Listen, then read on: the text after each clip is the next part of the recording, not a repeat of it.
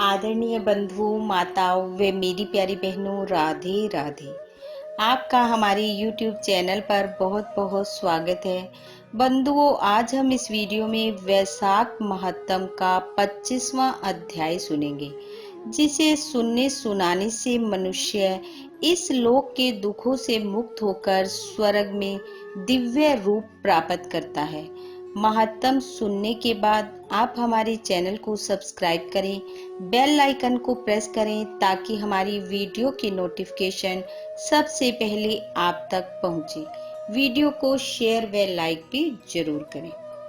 श्रुतदेव जी कहने लगे कि हे मिथिलापति, शंख ऋषि और व्याध उसको इस प्रकार देखकर बड़ी हैरानी से पूछने लगे कि तुम कौन हो और किस पाप से इस योनि को प्राप्त हुए, और अब किस शुभ कर्म से तुम्हारी बुद्धि शुद्ध हुई और अचानक तुम्हारी मुक्ति कैसे हो गई।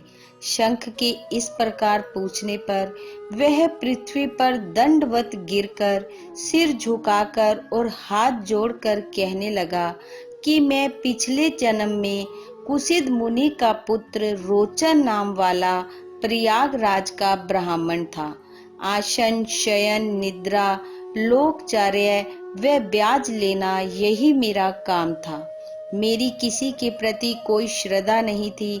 इसी तरह मेरा बहुत सा समय व्यतीत हो गया। एक समय भगवान के प्रिय वैशाख माह में जयंत नाम का एक ब्राह्मण वहां आया और उस क्षेत्र में रहने वाले बहुत से हजारों स्त्री पुरुष उससे वैशाख माह की कथा सुनने लगे। सब लोग प्रातःकाल स्नान कर मन लगाकर उसकी कथा सुनते थे। केवल मैं कौतुक देखने के लिए उस सभा में जाया करता था।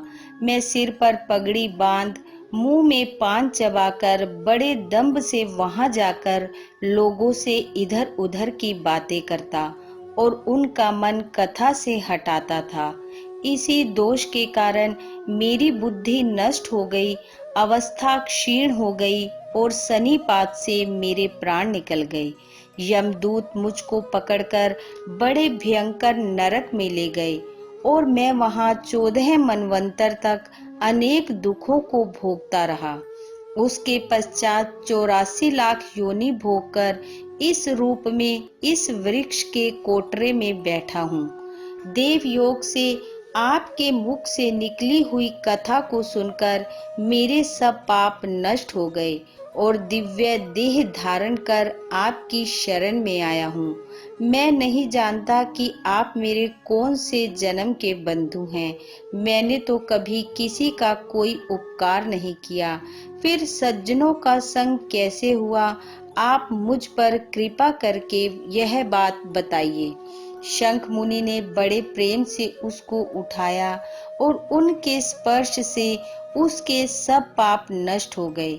फिर उस दिव्य रूपधारी ब्राह्मण पर कृपा करके सब वृतांत कहने लगे कि हे ब्राह्मण, वैशाख माह और भगवान विष्णु का महात्म सुनने मात्र से तेरे सब पाप नष्ट हो गए। तू कर्म से अतिवाहिक लोकों को जाकर फिर दर्शान देश में ब्राह्मण के घर जन्म लेगा और वेद शर्मा नाम से प्रसिद्ध होकर सब विद्याओं में निपुण होगा।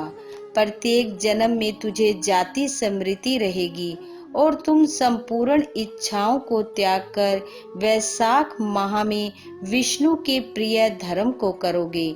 निष्प्रह, गुरु भगत और जितेंद्रिय होकर उस जन्म में सदैव भगवान की कथा सुनने में तत्पर रहोगे और इस प्रकार सिद्धि को प्राप्त हो जाओगे। सब बंधनों से मुक्त होकर दुर्लभ मोक्ष पद को प्राप्त करोगे। डरो मत, मेरी कृपा से तुम्हारा कल्याण होगा। जो किसी प्रकार श्रद्धाहीन होकर भी भगवान के नाम का स्मरण करता है, वह भी निर्मल होकर मुक्त हो जाता है।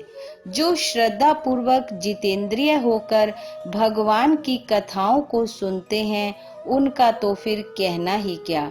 जो कोई भक्ति से अथवा द्वेष से भी कथा आदि कहते या सुनते हैं अथवा भगवान की उपासना करते हैं, वे सभी मुक्त हो जाते हैं। भगवान के भिन्न यश से अंकित जो अनेक नाम हैं, उन्हें साधु महात्मा सुनते, गान करते और मनन करते हैं। ऐसे भगवान की सेवा में न कष्ट उठाना पड़ता है, न धन खर्च होता है, जिसके स्मरण मात्र से प्रकाश में धाम मिलता है। उस दयालु परमात्मा की शरण में हम जाते हैं। तुम भी उस नारायण की शरण में जाओ। वैशाख माह के धर्म के कार्यों को करो, इसी से भगवान तुम पर प्रसन्न होंगे। ऐसे कहकर शंख मुनि चुप हो गए। तब व्याध को देखकर वह दिव्य पुरुष मुनिवर को कहने लगा कि महाराज, मैं धन्य हूँ। आपकी कृपा से मेरे पूर्ण भाग्य उदय हो गए हैं। आपने मुझ पर बड़ी कृपा की, जिससे मेरी यह दुष्ट योनि चली गई। ऐसा कहकर वह परिक्रमा कर आज्ञा ले स्वर्ग लोक को चला गया। जब संध्या हो गई तो शंख मुनि व्याध सहित रात्रि को वहां ही रहे। शंख मुनि भगवान के अनेक अवतारों और इतिहास की कथा सुनाते रहे। प्रातः काल में ब्रह्म मुहूर्त में उठकर शौच आदि क्रियाओं से निवृत्त होकर सूर्य उदय से पहले ही स्नान कर संध्या वंदन और तर्पण आदि करके व्याध को बुलाकर उसके सिर पर प्रोक्षण कर वेद से भी अधिक शुभदायक फल देने वाला राम 2 अक्षर का मंत्र जपने के लिए उसे बताया। शंख कहने लगे कि हे व्याध, विष्णु का नाम अनेक पापों को दूर करने वाला है। इससे हे व्याध, तुम निरंतर राम नाम का जाप करो। राम नाम का निरंतर जाप करना और वैशाख धर्म का पालन करने से तुम्हारा जन्म वाल्मीकि ऋषि के कुल में होगा और तुम वाल्मीकि नाम से प्रसिद्ध होगे। इस प्रकार यह सब बातें व्याध को बताकर शंख मुनि दक्षिण दिशा को चले गए और व्याध उठकर स्वच्छ मन से उस मार्ग पर प्याऊ लगाकर वैशाख माह के धर्मों को करने लगा।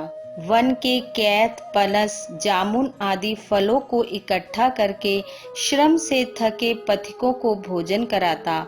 जूते, चंदन, छतरी, पंखा आदि से पथिकों की सेवा करता। उनको बालू का बिछोना बिछा कर देता तथा स्वयं रात दिन राम नाम का जाप करने लगा। इस प्रकार जन्म बिताकर वाल्मीकि ऋषि के घर में जन्म लिया। उसी सरोवर के किनारे कृणु नाम के ऋषि दुष्टर तप करते थे। उनके शरीर पर बहुत दिन तक समाधि लगाने से दीमक बांबी बन गई थी। इसी कारण उनको वाल्मीकि ऋषि कहने लगे। तप के अंत में स्त्रियों के गाने के शब्द सुनकर उनका मन चलायमान हो गया और एक भील जाति की स्त्री से उनके वाल्मीकि नाम का पुत्र उत्पन्न हुआ। यह वाल्मीकि बड़े तपस्वी और यशस्वी, जिन्होंने मनोहर छंदों में संसार के सब बंधनों को काटने वाली राम कथा कही। श्रुतदेव जी कहने लगे कि जूते दान करने से ही व्याध को कितना दुर्लभ ऋषित्व प्राप्त हुआ। जो कोई श्रद्धा पूर्वक इस पाप नाशक कथा को सुनेगा, उसका फिर जन्म संसार में नहीं होगा। इति वैशाख महत्तम 25वां अध्याय समाप्तम। बोलो विष्णु भगवान की जय। राधे राधे।